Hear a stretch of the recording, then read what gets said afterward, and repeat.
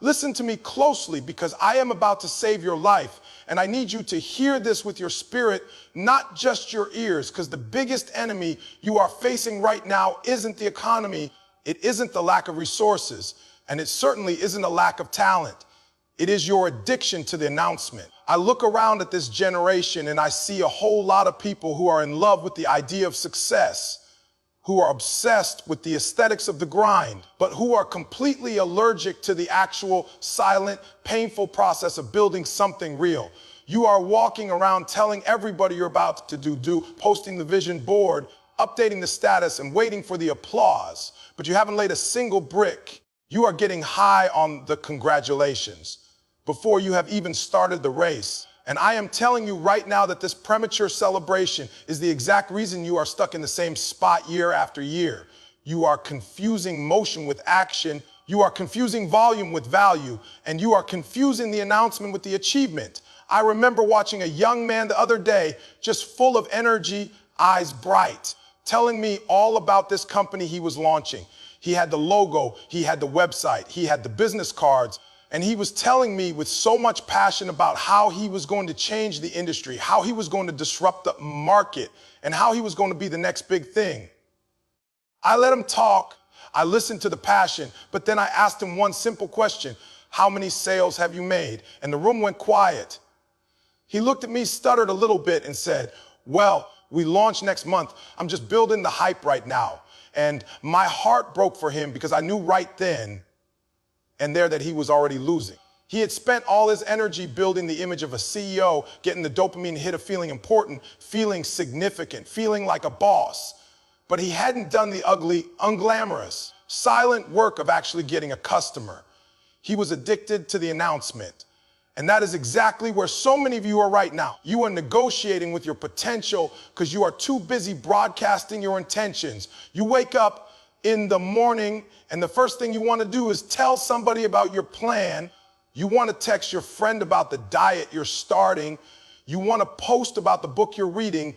You want to tell your spouse about the millions you're going to make. But here is the cold, hard truth that you are avoiding. You don't actually want the goal. You want the status of having the goal.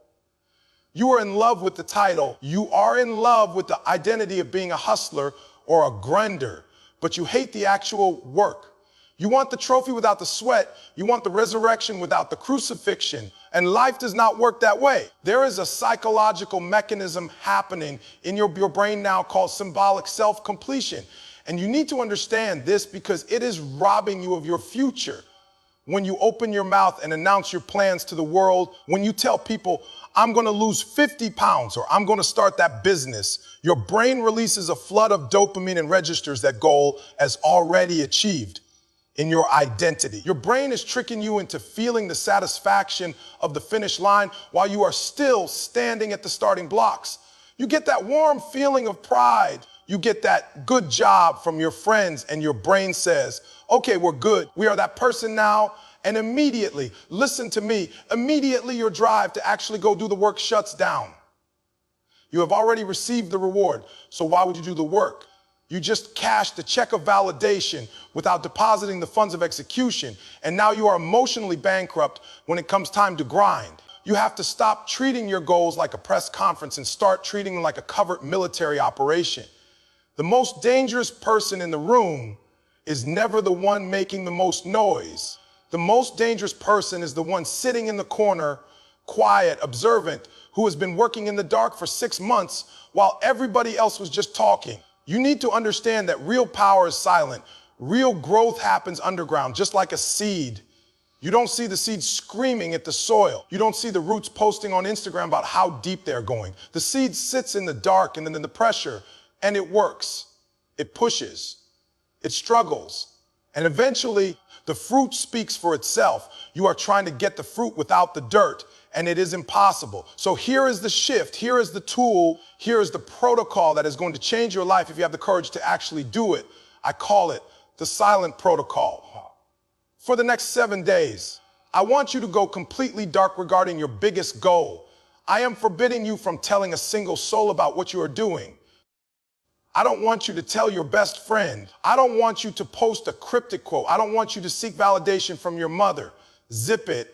And here is the catch. Every single time you feel that urge bubbling up inside you, every time you feel that pressure to brag, to share, to announce, to get that pat on the back, I want you to take that exact energy and convert immediately into 5 minutes of physical execution. If you want to tell someone you're writing a book, shut your mouth and write a paragraph. If you want to tell someone you're going to the gym, shut your mouth and drop down and give me 50 push-ups right there in your living room. You have to retrain your brain to understand that the reward does not come from the speaking, the reward comes from the doing. Imagine what your life would look like if you stopped leaking your energy all over the place. Imagine you are at dinner with friends and they are all talking about what they're gonna do. They're all engaging in that toxic groupthink of validating each other's mediocrity. And you are just sitting there smiling, eating your food, knowing that while they were sleeping, you were building. Knowing that while they were talking, you were executing. There is a power in that silence that you have never tapped into because you are too busy seeking approval. When you deny yourself the cheap release of the announcement, you build up a massive reservoir of internal pressure. And that pressure becomes the fuel that propels you through the obstacles, through the fatigue, through the doubt. You turn that need for validation into a need for domination. You are becoming a silent assassin. That is the identity shift. You are moving from being a talker, a dreamer, to becoming a force of nature that doesn't need to explain itself because the results are so undeniable that they scream for you. A silent assassin doesn't need to tell you they are coming. You just look up one day and they are standing on top of the mountain. You become the person who shocks the world, not because you said you would, but because nobody saw you coming. They thought you fell off. They thought you quit. They thought you gave up. But really, you just went to the lab. You just went into the dark room to develop the picture so that when you finally bring it into the light, it is high definition, it is undeniable, and it is permanent. So my challenge to you today is simple. But it is going to be the hardest thing you have ever done. Can you sit in the discomfort of silence? Can you handle the fact that nobody is clapping for you right now? Can you operate without the audience? Because if you can learn to work when nobody is watching, if you can learn to grind when there are no likes, no comments, and no praise, then you become unbreakable. The world can't stop you because the world doesn't even know what you're doing until it's too late to stop you.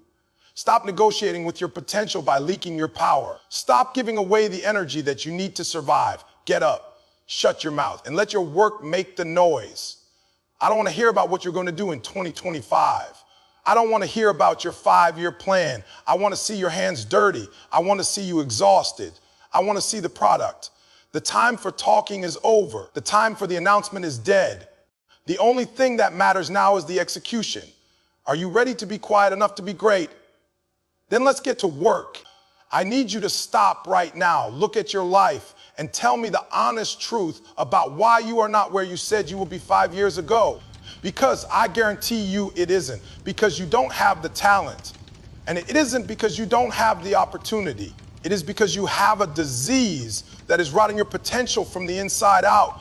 You are addicted to negotiating with yourself. You wake up every single morning and you make the fatal mistake of asking yourself the one question that destroys dreams faster than any failure ever could you ask. How do I feel today? You open your eyes, the alarm goes off, and instead of moving, you start a board meeting in your head where you check in with your emotions, you check in with your soreness, you check in with your mood, and you ask your feelings for permission to be great. Since when did your feelings get a vote? Since when did your mood become the manager of your destiny? You are treating your life like a democracy where every lazy, tired, fearful thought gets a ballot. But I am here to tell you that if you want to be elite, your life has to be a dictatorship where the mission gives the orders and your feelings just have to fall in line. Let me take you back to a moment in my own life. A moment where I was lying in bed, staring at the ceiling. It was 3:30 in the morning, pitch black outside, snowing, freezing cold, and my body was screaming at me to stay under those covers. I had a commitment to get up and grind, to work on my craft, but my feelings were shouting, Rick, you're tired. Eric, you worked hard yesterday. Eric, just 1 hour more won't hurt anything. It was so seductive. That voice of comfort is so sweet. It sounds so logical. It sounds like self-care. but it is actually self-sabotage wrapped in a warm blanket. In that moment, I realized that if I listened to that voice, if I let that negotiation happen for even 10 seconds, I had already lost the day. I wasn't fighting the alarm clock. I was fighting the weakness in my own spirit that wanted to compromise on the standard I set for myself. And I know you know exactly what I'm talking about because you do it every single day with the gym. You do it with your diet. You do it with those sales calls you need to make. You pause, you hesitate, and in that hesitation, your dreams die a quiet death. The real problem here is that you think you are supposed to be motivated to do the work. You think that high performers, that champions, that the greats wake up feeling excited to suffer. But that is a lie you have sold yourself to justify your mediocrity. You aren't tired. You are uninspired because your effort is negotiable. You think I wake up every day ready to run through a wall. No, but I don't wait for the feeling to hit me. I create the feeling through the movement. You are waiting for the spark to start the fire, but you have to strike the match yourself. You are treating your daily disciplines like they are up for debate, like they are options on a menu. Oh, maybe I'll have the discipline today, or maybe I'll just have the comfort. No, when you treat execution as a choice rather than a requirement, you drain your own battery before you even step foot on the field. And let me break this down for you with the science so you understand that I'm not just yelling, I'm teaching you how your brain is wired to keep you average. There is something called decision fatigue, and it is real, and it is killing your productivity. Every single time you ask yourself, should I do this now? Or do I feel like doing this? You are burning up glucose in your prefrontal cortex. That is the part of your brain responsible for willpower and focus. By the time you finally decide to maybe do the work, you are already mentally exhausted from the debate. You have spent all your energy figuring out if you should work, so you have nothing left to do the work. You are burning your fuel in the driveway. You don't need more motivation. You don't need a better playlist. You don't need a new pair of shoes. You need automation. You need to remove them from your vocabulary and replace it with when. So I'm giving you the tool right now, the weapon that is going to slice through that negotiation and get you moving before your brain has a chance to complain. I call it the binary trigger. It is simple, it is aggressive, and it works if you work it. You need to remove the decision entirely by setting a physical trigger that initiates the action automatically. For example, if you need to run in the morning, you don't decide to run, you decide to put your feet on the floor. That's it, you set the rule, if the alarm rings, my feet hit the floor within 3 seconds. It is binary code, it is 0 or 1. It is yes or no, maybe. There is no, let me see how I feel. You create a system where the trigger pulls itself. If the shoes are by the bed, you put them on. You don't think about the run. You go out the miles. You don't think about the cold. You just execute the micro action of putting on the shoe. Once the shoe is on, the decision is made. The debate is over. You have bypassed the negotiation center of your brain and moved straight into execution mode. Let me show you what this looks like in your daily life so you can stop making excuses. Let's say you have to make 50 cold calls a day to grow your business. But every time you look at the phone, you get anxious, you start scrolling social media, you start researching. That is all negotiation. The binary trigger is this. The moment you sit in your chair, your hand touches the phone. That is the rule. Chair equals phone, no thinking. You don't think about what they're going to say. You don't think about the rejection. You just physically pick up the device. By the time your feelings realize what is happening, the phone is already ringing. You have to ambush your own laziness. You have to catch your comfort zone off guard. You move so fast that your doubt doesn't have time to get dressed. This is about a fundamental shift in your identity, a shift that separates the winners from the watchers. Right now, you are operating with the spirit of a volunteer. A volunteer works when it's convenient. When the weather is nice. A volunteer works when they feel led to do so. And if they don't show up, nobody is surprised because, hey, they're just volunteering. But you claim you want to be a boss. You claim you want to be legendary. Then you have to stop being a volunteer and become a soldier. A soldier does not ask the sergeant, why are we marching today? A soldier does not look at the rain and say, maybe we should reschedule the war. A soldier executes the command because it is command. The mission does not care about your mood. The enemy does not care if you got 8 hours of sleep. The marketplace does not care if you are having a bad day. When you become a soldier for your own dreams, you find a freedom you have never known because you are no longer a slave to your fluctuating emotions. You are consistent. You are reliable. You become a machine that produces results regardless of the environment. You become the person who can look at a challenge and not flinch because you have trained yourself to act without hesitation. People will look at you and wonder how you do it, how you stay so disciplined, how you keep going when everyone else quits, and you won't even be able to explain it to them because they are looking for a magic trick, and you are just operating on a different operating system. You are operating on commands, not feelings. So here is my challenge to you, and I need you to take this personal. The next time that voice in your head tries to start a negotiation, the next time you feel that hesitation creeping in, I want you to shut it down with extreme prejudice. Do not engage in the conversation. Do not entertain the excuse. You have 3 seconds to move your body before your mind kills your momentum. Count it down. 3, 2, 1, stand up, pick up the phone, lace up the shoes, open the laptop. Do not give your weakness a seat at the table. You have negotiated enough of your potential away. You have bargained enough of your greatness away. The sale is closed. The deal is done. You owe it to yourself to see what happens when you finally stop talking and start doing. Listen to me. You are one decision away from a completely different life, but that decision is not a one-time thing. It is a daily, hourly moment by moment war against your own comfort. You have to win the battle of the morning so you can win the battle of the day. Stop asking, how do I feel? And start asking, what is the requirement? Because feelings fade, but the standard remains. You are not a leaf blowing in the wind of your emotions. You are the storm. Now stop negotiating with the version of you that wants to stay average and start executing for the version of you that is destined to be great. Get up and make it happen. No excuses, no debate, just execution. Let's go. Listen to me, and I mean really listen, because we are getting to the part of the conversation that is going to make you uncomfortable. It is going to make you squirm in your seat, and it is going to expose the very thing you have been hiding from the world and from yourself. You have the discipline. You stop the talking. You are doing the work. But let me tell you why you still quit when the pressure gets critical. Let me tell you why you fold when life throws a haymaker at your job. It is because your why is too shallow to survive the storm. You have a why that looks cute on a bumper sticker. You have a why that sounds poetic when you tell it to your friends at brunch, but you do not have a why that is anchored in the bedrock of survival.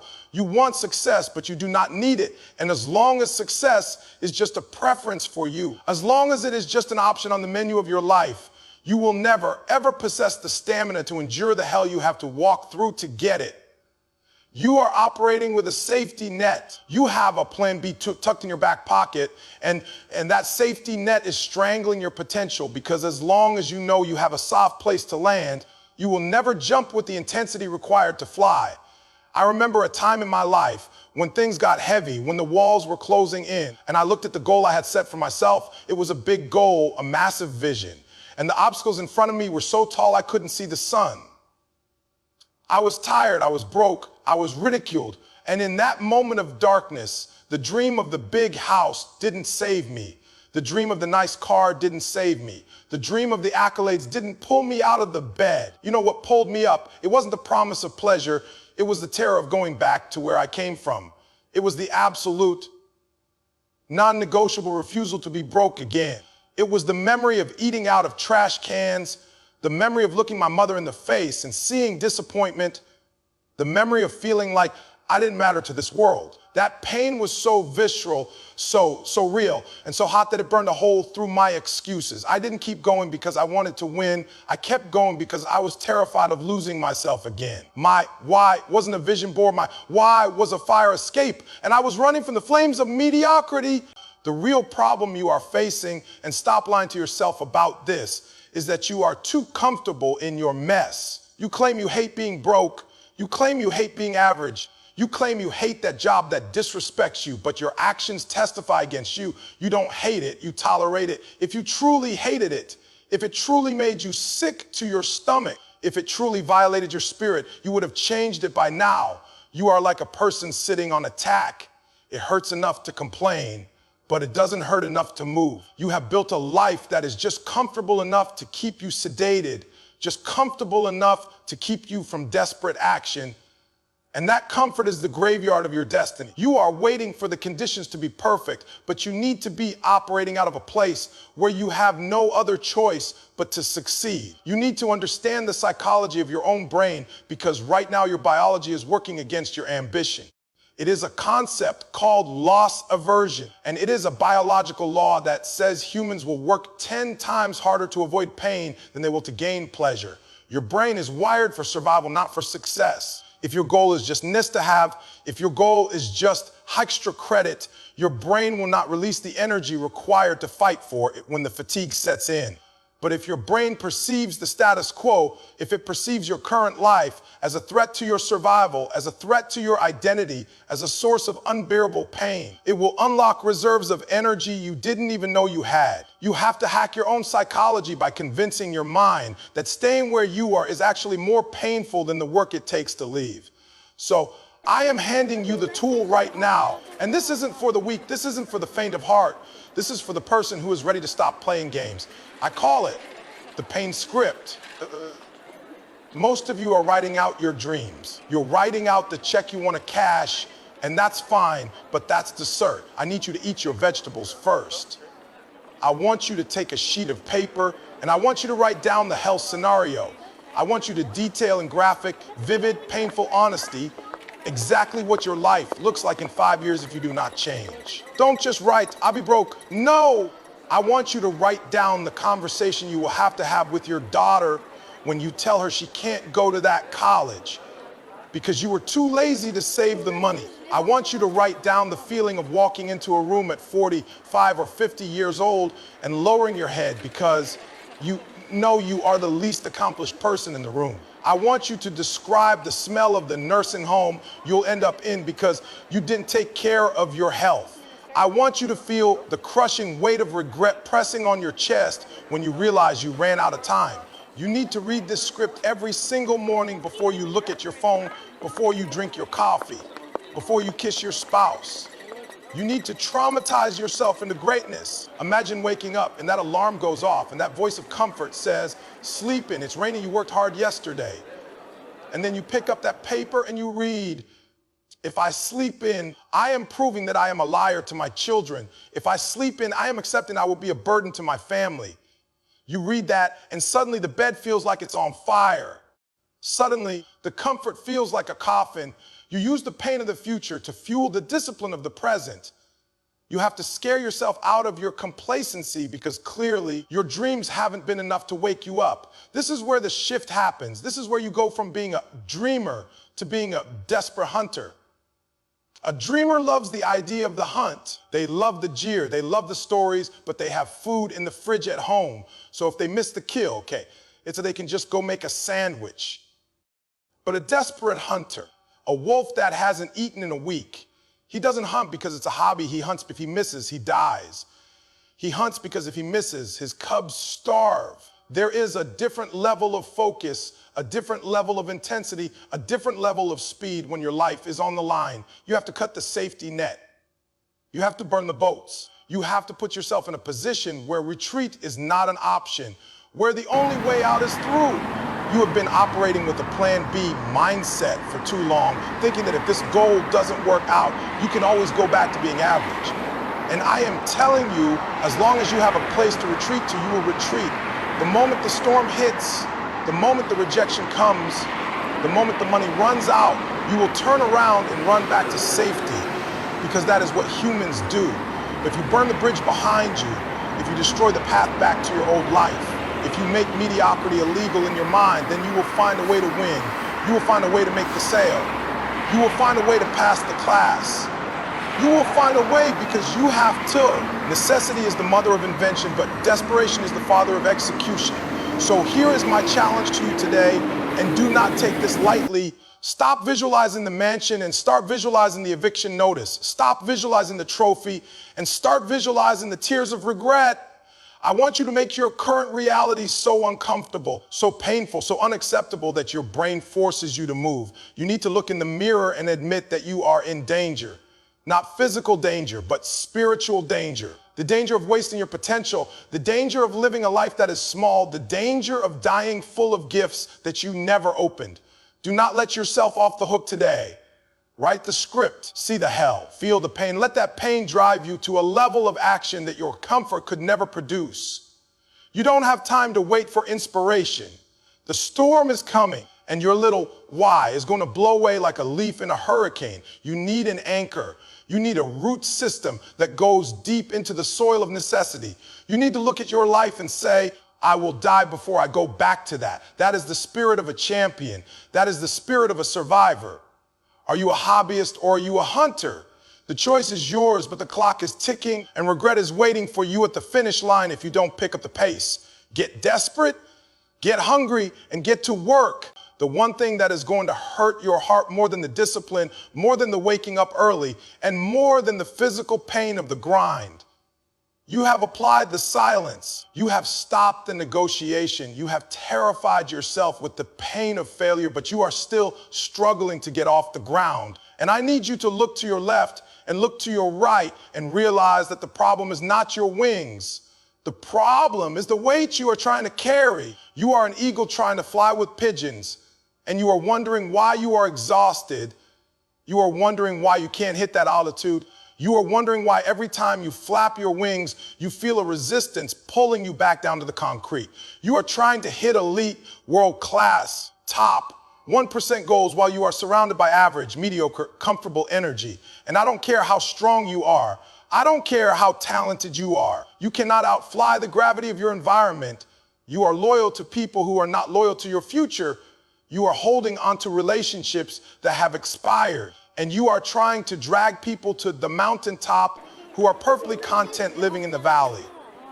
I want you to think about the last time you had a major win, a moment where you broke through, where you saw the vision clearly and you ran to tell your squad, you ran to tell your day ones, and instead of lighting up, instead of celebrating, they gave you that blank stare, or they gave you that little sarcastic joke, or they immediately changed the subject back to the drama, back to the gossip, back to nonsense. You felt that drop in your stomach, didn't you? That was your intuition screaming at you. That was your spirit recognizing that you are vibrating at a frequency that they cannot receive. You walked away from that interaction feeling drained, feeling heavy, feeling like maybe you shouldn't aim so high. And that is exactly what is happening to you every single day. You are plugging your high voltage potential into a low voltage outlet, and you are short-circuiting your own destiny because you are afraid to walk alone. You are trying to be a millionaire, but you are hanging out with thousandaires every single weekend, soaking up their habits, soaking up their limitations, and listening to their complaints. And then you have the audacity to ask God why the math isn't working. The real problem here, and stop lying to yourself about this, is that you think you can save them. You have this savior complex where you think if you just work hard enough, if you just shine bright enough, you can wake your friends up, you can make your cousin ambitious, you can make your partner hungry. But the brutal truth is that you cannot want it for them more than they want it for themselves. Your friends are not just aiders. That will be too easy to identify. They are anchors. They love the old you. They love the broken you. They love the struggling you because that version of you makes them feel safe in their own lack of achievement. When you start rising, when you start evolving, it shines a spotlight on their stagnation, and that makes them uncomfortable, so they unconsciously, subtly, and quietly pull you back down to the block to make themselves feel better. You are fighting a war on two fronts. You are fighting the enemy of your own doubt, and you are fighting the gravity of your own circle. You need to understand the biology of what is happening to you, because this isn't just about bad vibes. This is about neuroscience. There is a mechanism in your brain involving a mirror neurons, and there is a concept called social contagion. Your brain is a sponge. It is a biological Wi-Fi receiver that is constantly downloading the operating system of the people you interact with the most. If you are around 5 people who are constantly complaining about the economy, who are constantly playing the victim, who are eating junk food and skipping the gym, you do not have to try to be like them. You will automatically mimic their standards. It is biological law. You catch their mindset just like you catch a cold. You are sitting there thinking you can be the exception, thinking you can wear a hazmat suit in a room full of toxic gas, but eventually the seal is going to break and you are going to breathe it in. If their standard is good enough, your standard will become good enough. If their vocabulary is I can't, your vocabulary will become I can't. You are literally programming your brain for failure by sitting at a table where success is not on the menu. So I am giving you the tool right now, and this is going to be the most painful thing I've asked you to do, but it is the only way you survive. I call it the inner circle purge. I want you to take out your phone right now. Don't wait, do it in your head if you have to. And I want you to audit your last 10 text conversations. Look at them, read the words. What are you talking about? Are you talking about ideas? Are you talking about execution? Are you talking about growth? Or are 8 out of 10 of those conversations about gossip, about what happened on TV, about complaining about the boss, about getting wasted, about things that have absolutely zero value to your future? If the data shows you that your circle is dead weight, you need a trade. You need to make a roster cut. I'm not saying you have to call them up and be mean. I'm not saying you have to make a big dramatic announcement, but you have to stop giving them your most valuable asset, your time. You need to implement the 1-for-1 rule immediately.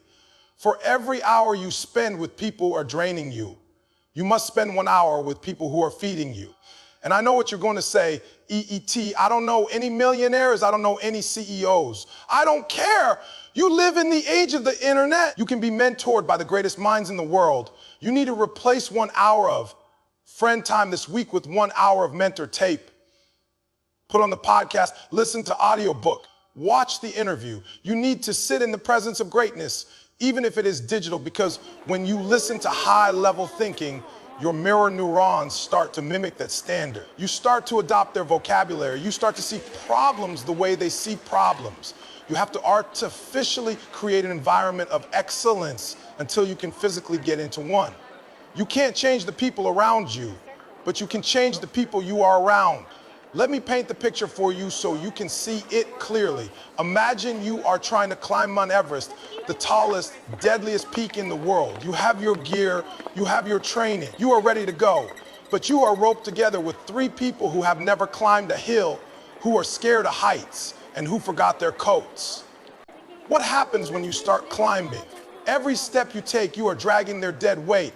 Every time you try to reach for the next ledge, they are pulling on the rope, screaming, it's too cold, it's too high. Let's go back down. You have 2 choices. You can stay loyal to them and freeze to death on the side of that mountain, or you can cut the rope.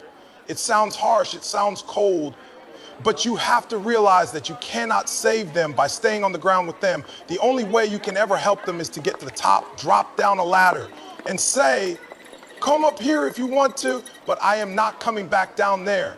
You have to love them from a distance so you can grow in the close quarters of your destiny.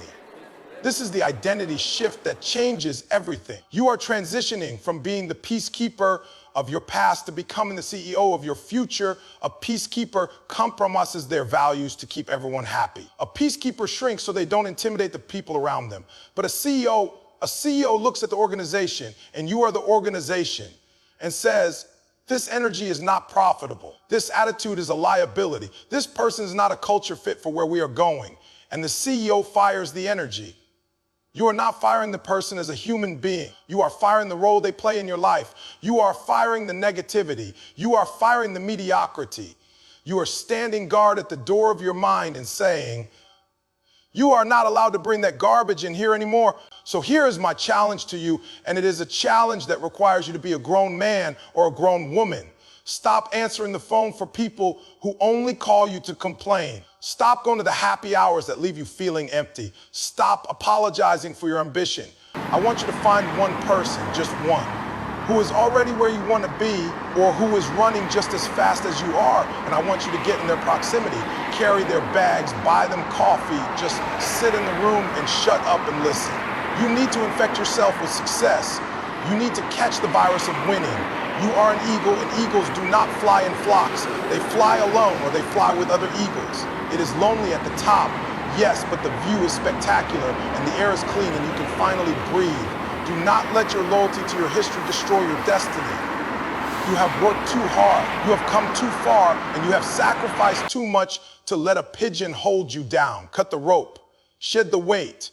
Protect your energy with your life because it is your life. You are the average of the 5 people you spend the most time with. So look around you and ask yourself, do I want to be the average of this? If the answer is no, then move. Pack your bags, change your circle, because you deserve to fly. You deserve to soar. Now spread your wings and get away from the ground. Let's go.